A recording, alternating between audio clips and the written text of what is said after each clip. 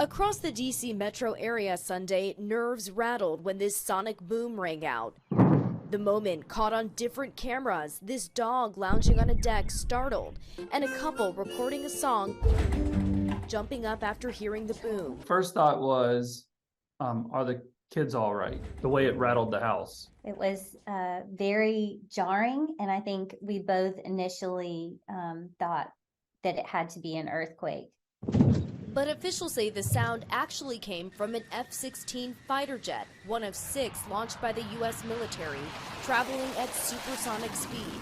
Fighter pilots desperately trying to catch up with a civilian jet, a Cessna Citation, that had entered restricted airspace near the U.S. Capitol Sunday afternoon.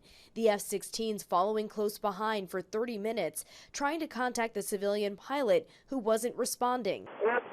Stopping 72, 75, this is an armed air defense fighter on guard, 1.5. Contact us immediately. The fighter jets even firing flares to alert the civilian pilot, but then they looked in the cockpit and they could see that the pilot was slumped over and unconscious. The plane likely out of fuel, then taking a dive and crashing in Virginia, killing all 4 people on board.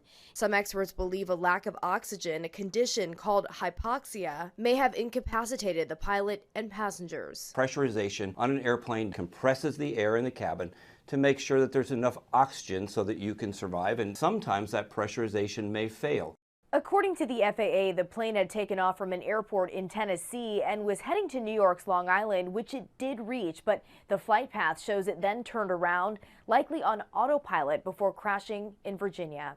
Rena Roy, ABC News, New York.